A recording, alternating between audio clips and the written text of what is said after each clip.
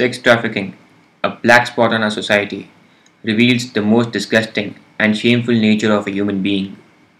An evil deed which has shaped up into an organized business where most of the women and children are forced into it.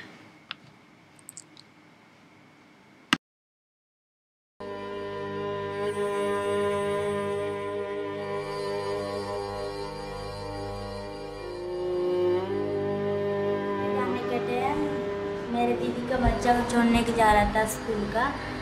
तब मैं school छोड़ दिया। तब क्या हुआ, उसको छोड़ने का फिर छोड़ के काम करने जा रहा था, घर का काम। तब ये काम अच्छा नहीं है, ऐसा करके मेरे को छुपा के लेके आया था। फिर तब उधर लेके आया था और उधर रुक में आएगा, एक घर में रखा था। फिर उसके बाद वो लोग बोला नीचे लेके गया, वो लोग नीचे लेके गया, बोला ऐसा काम करने का। बोला तो मैं नहीं करेगा।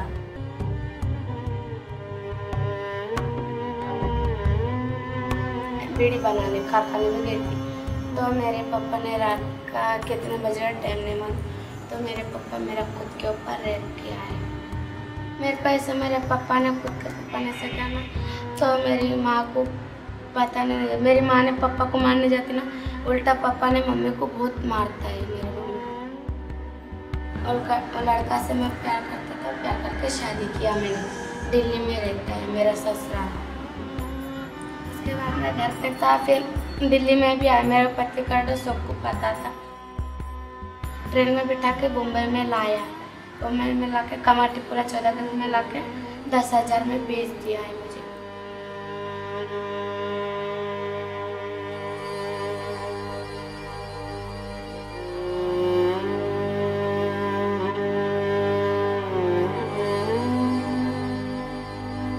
बेहोश तो नहीं हुई थी, लेकिन जब चाय दिया था ना, तब जैसे वो कहता था आदमी वैसे ही करती थी।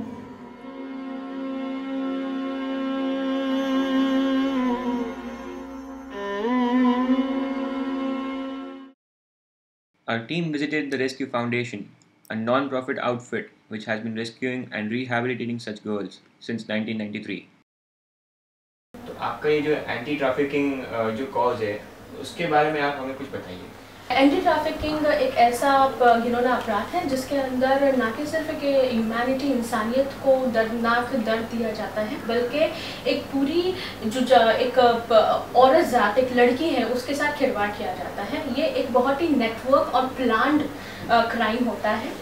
इसके अंदर जो आप जैसे कि कॉज के बारे में अगर मैं और ज़्यादा बताऊं, तो ये हम लोग जो काम कर रहे हैं वो साउथ एशिया में काम कर रहे हैं, और हम लोग 3 कंट्रीज़ के साथ काम कर रहे हैं, इंडिया, नेपाल एंड बांग्लादेश।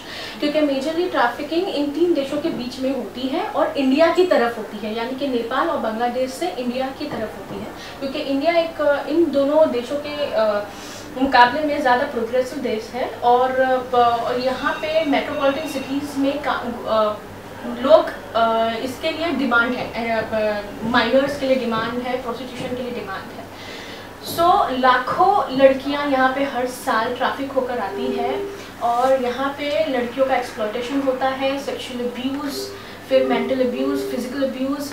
उन्हें यहाँ पे ब्रोथल्स में रखा जाता है, टॉर्चर किया जाता है। अगर वो नहीं करना चाहती है प्रोस्टिट्यूशन, देन उनको अलग अलग तरह की यातनाएं दी जाती हैं, उनको सिगरेट के चटके दिए जाते हैं, उनको मारा पीटा जाता है, मास रेप किया जाता है, और उनको तैयार किया जाता है इस प्रोफेशन के लिए। इसके साथ ही उनको ब्रेन वॉश भी किया जाता है कि तुम ये अब तुम्हारा दुनिया है, अगर तुम बाहर गए तो तुम्हारे लिए अब कुछ भी नहीं बचा है। तो अगर तुमको ब्रेड एंड बटर चाहिए, लाइफ में खाने के लिए, पीने के लिए चाहिए, तो यही एक सोर्स है जो तुमको ज़िंदा रख सकता है।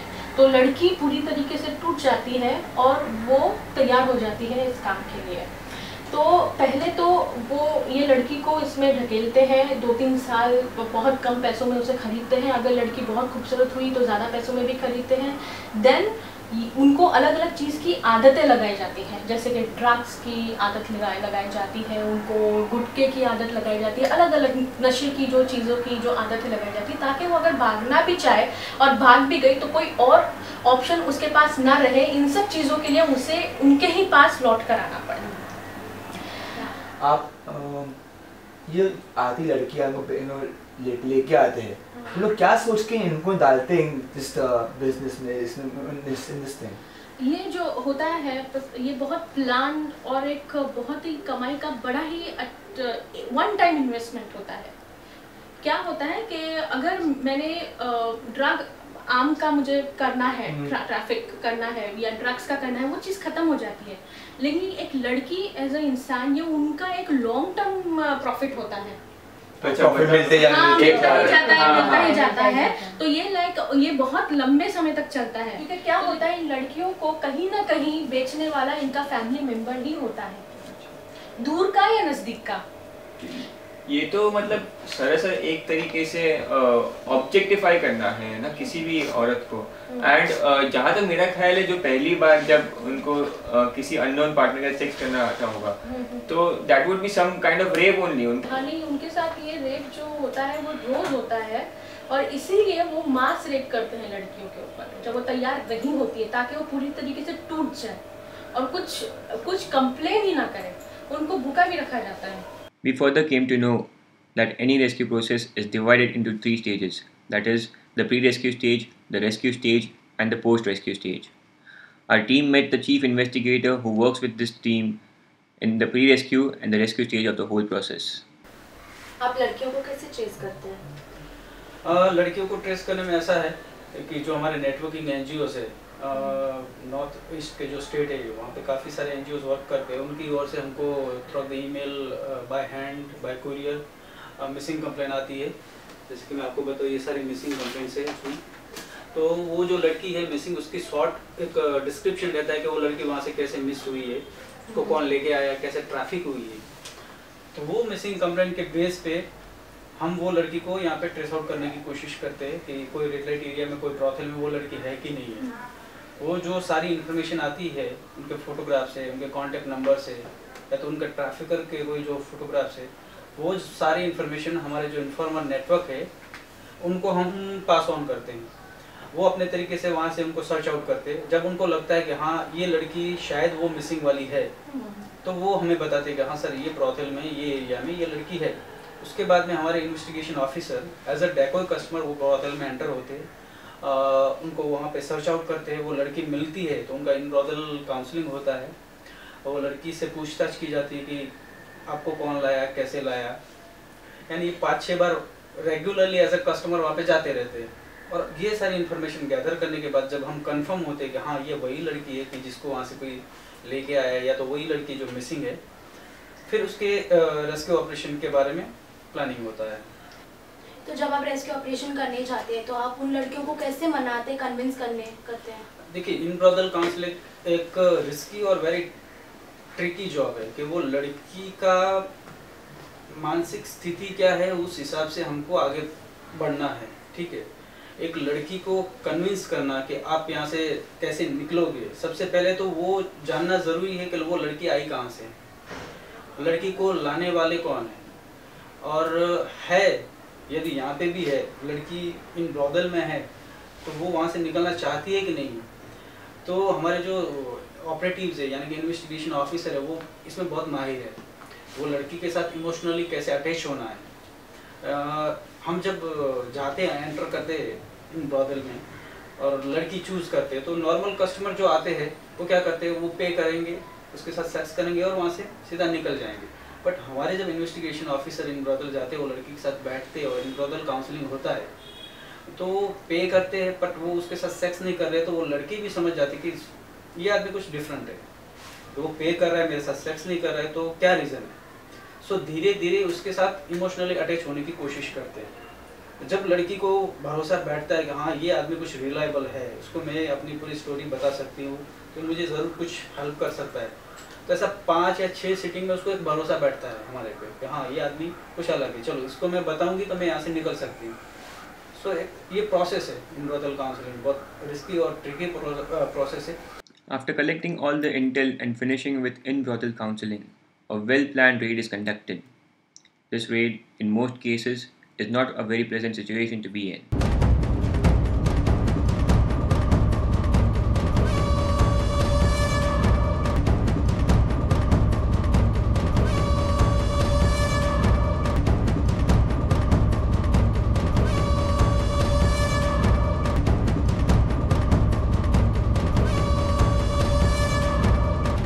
Foot through the ceiling and nearly brought down the ceiling of this kitchen area.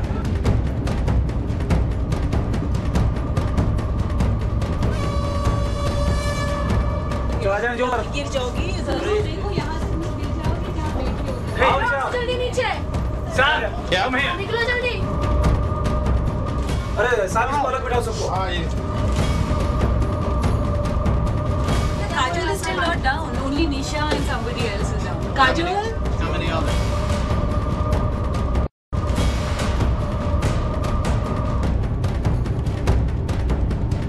Yeah, you see here inside. Yeah, we were ready. बाहर जा चलो.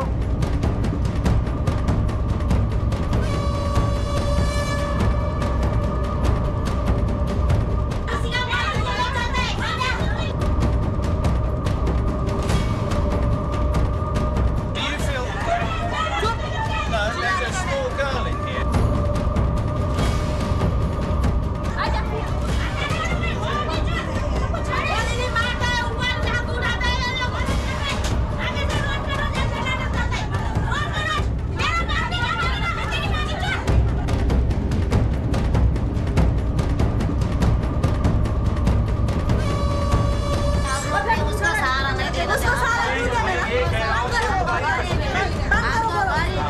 After a long phase of searching for victims and roadblocks like arguments, degrade, and protests from the brothel keepers and pimps, Rescue Foundation has successfully rescued a number of victims from the dark and painful world of prostitution. But their job doesn't end here. These rescued lives still need to be rehabilitated and repatriated. For this, the counselor actively interacts with them on a daily basis. When a counselor receives a girl, she tends to behave in an unpredictable way. To modify this behavior and give them the right outlook of life is a big challenge for a counselor. What are the emotional problems they face after rescue? The emotional problem क्या वो होता है उनको after rescue? जिस environment में वो थी brothel की, वहाँ पे प्यार या उनका रिस्पेक्ट या उनको एक यूज़ की हुई चीज़, मतलब जो हमने दुकान में पड़ी हुई यूज़ करने वाली चीज़ें से उसने डिमांड मिलती है. यहाँ पे आने के बाद वो किसी पर भी फेक करने के लिए रेडी नहीं होती, ओपन अप होने के लिए रेडी नहीं होती. ट्रिमेंडस गिल्ट होता है उनके अंदर. उस वजह से कोई भी पार्टिसिपेशन, अगर उनको बातचीत के लिए भी हम लोग बोलते हैं तो भी वो बातचीत करने के लिए ओपन अप होने के लिए भी रेडी नहीं होती. तो फर्स्ट प्रेस ये होती है इमोशनली कि वो बहुत ज़्यादा डिप्रेस्ड और बहुत ज़्यादा गिल्ट से भरी रहती है, जो उनको निकालना बहुत ज़रूरी होता है डिप्रेशन. यहाँ पे जब लड़कियाँ आती है तो उसका साइकोलॉजिकल रिहैबिलिटेशन प्रोसेस कैसे होता है? यहाँ पे जो लड़की आती है तो भी पहली बार तो बहुत ही ट्रॉमेटाइज होती है, उसे किसी पर भी फेथ नहीं होता, विश्वास नहीं होता. एक्चुअली हमें पहले उसमें विश्वास निर्माण करना पड़ता है और उसके लिए हम लोग इनिशियली रैपो बिल्डअप करते हैं लड़की के साथ. और ये होता है ग्रुप सेशन में. जो लड़की आती है वो एक नहीं आती, वो एक 10 या 5 के ग्रुप में आती है. तो फर्स्ट थिंग हम लोग उनके साथ इंटरेक्शन करते हैं, वो यहाँ पे क्यों आए हैं, किस लिए आए हैं, ये बेसिक कॉन्सेप्ट उनके साथ शेयर किया जाता है. आफ्टर दैट उनकी प्रायर जो नीड है, जो भी प्रेजेंट नीड है, जैसे उनको क्लोथ, शेल्टर और खाना, मेडिसिन, जो भी उनकी प्रायर नीड है वो समझ के उस हिसाब से उनको वो दी जाती है. After that slowly the next 2 days और 3 days के बाद हम लोग उनसे बात करते हैं उनके एक्चुअल फैक्ट के बारे में. अगर समझ लीजिए लड़की आई और बोलने लगी कि दीदी मुझे फ़ोन करना है, मेरे 2 छोटे बच्चे घर पे हैं, उनसे बात करनी है, या मेरे बूढ़े माँ बाप हैं, वो लोग चिंता में होंगे, तो हम लोग उनको फ़ोन लगा के देते हैं, लेकिन वो फ़ोन स्पीकर पे रहता है. और अगर अदर लैंग्वेज की लड़की है और वो उस लैंग्वेज में बात करने वाली है तो हम लोग कोई ट्रांसलेटर बिठाते हैं, ताकि हमें ये नहीं पता चले कि लड़की सचमुच उनकी ट्रैफिकर से बात कर रही है या फैमिली से बात कर रही है. तो इस हिसाब से हमें भी उस पर विश्वास निर्माण होता है, उसको भी हम पर विश्वास निर्माण होता है.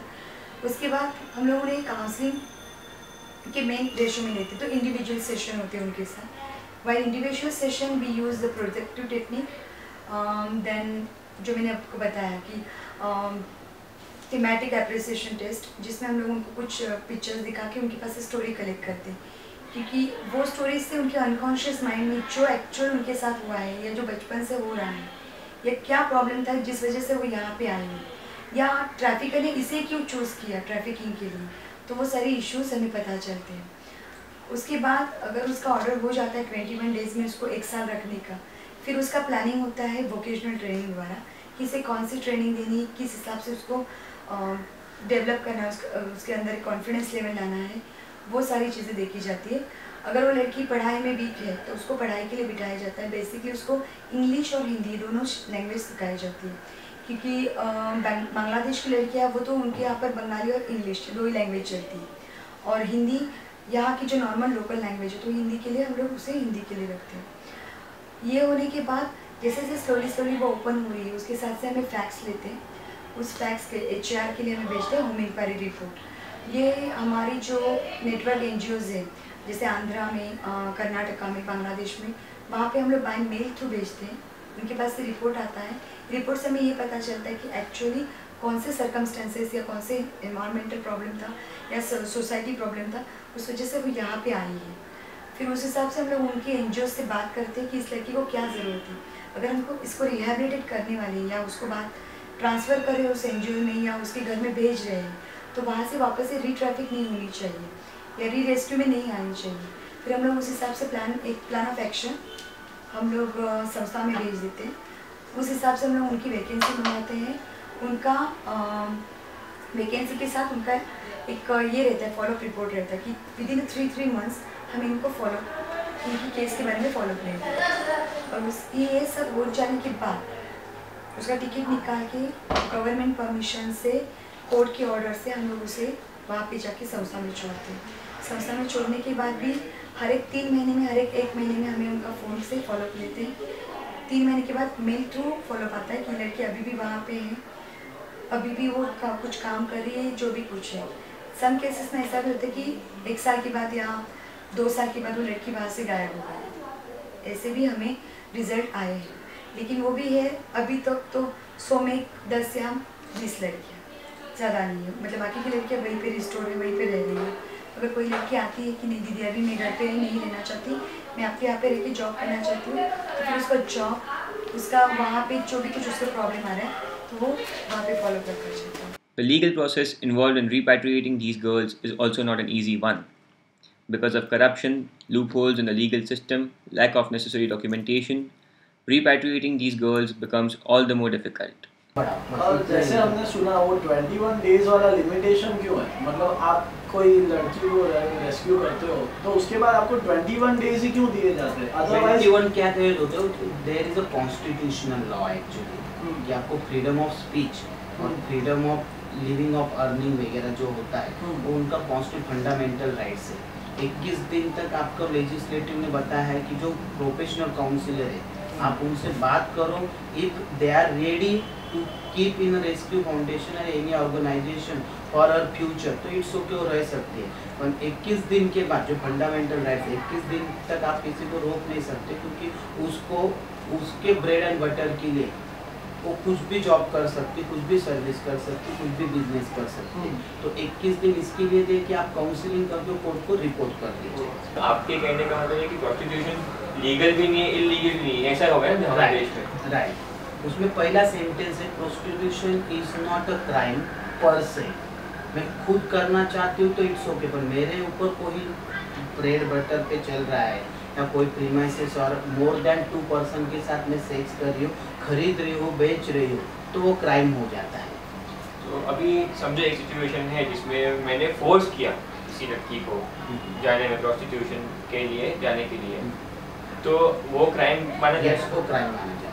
पर अगर लड़की टेस्टिफाई करे कि मैंने फोर्स किया तो ही ना? यस, उसका स्टेटमेंट सबसे इम्पोर्टेंट। अरे अच्छा, victim is I witness in this case, बाकी कोई भी आई विटनेस नहीं रहते, जो विक्टिम बताएगी उसके ऊपर ही केस बनता है। उस हिसाब से आपका कन्विक्शन और एक्विटल रेट बहुत कम होगा शायद महीने का। ऑब्वियसली महीने का इन द सेंस हम साल के हिसाब से जाएंगे ना, तो महाराष्ट्र में आपको कन्विक्शन रेट ज़्यादा से ज़्यादा 8 या 9% है। जो 100 केसेस आते तो 8 केसेस में हम पनिशमेंट दे पाते, 92 केसेस ऐसे छूट जाते हैं। आप पूरा ओवरऑल इंडिया का ये करोगे तो आपको 11% मिल जाता है। After knowing this process, our team was fortunate enough to meet the founder, Mrs. Triveni Balakrishna Acharya. She explained us the religious angle to prostitution and revealed shocking facts about the Devdasi and Yogini tradition. The Rescue Foundation was started by Mr. Balakrishna Acharya, and it all started from home. Today, the foundation has a 500-acre property for girls at Boisar and a 6-story building at Kandivali. Mrs. Triveni described the achievements of her NGO and was proud of its members and patrons. हमने सुना आपको बहुत awards मिले इस चीज़ को लेकर, आपको कुछ बताना उसके बारे में? हाँ, बहुत सारे अवार्ड मिले हैं और वर्ल्ड के जो प्रेस्टिजियस अवार्ड है वो भी हमें मिले हैं। अभी नवंबर में हमें अमेरिका में एक अवार्ड मिलने जा रहा है जो नोबेल अवार्ड की बराबरी का अवार्ड है, वर्ल्ड ऑफ चिल्ड्रन अवार्ड, जो नवंबर में न्यूयॉर्क में मिलेगा। उससे पहले मिला है वुमन ऑफ पीस अवार्ड, वो वर्ल्ड की 3 औरत को ही मिला है, उसमें से इंडिया से मैं थी। बाद में ताइवान से अवार्ड मिला है, Asia democracy and human right award, फिर सिविल करेज अवार्ड, अमेरिका से फिर सिविल करेज अवार्ड मिला है, बहुत सारे अवार्ड मिले हैं। जो इंसान जीवन में आता है उसे उसका रिस्पेक्ट मिलना बहुत ज़रूरी है। सोसाइटी में चाहे कोई भी वो काम करता हो, चाहे वो किसी भी पक्ष में हो, चाहे किसी भी स्तर में हो, उसे अपना रिस्पेक्ट मिलना बहुत ज़रूरी है। और रिस्पेक्ट अगर उसे रिस्पेक्ट मिलता है तो ही वो अपनी ज़िंदगी में ठीक से रह सकता है। Problem of prostitution as a whole is totally been ignored in this country. You know, it's as if they are just swept under the carpet and nobody should look in that direction and just walk by, you know. And it's really sad when you see these little girls who are trafficked from, you know, places in Nepal and interior, parts of the country and brought out there, and they are sold, and you know, it's really bad. And there are NGOs who are working on it, and I hope that they continue their good work and many more NGOs come up and take charge, and somehow I hope that this whole thing comes to an end.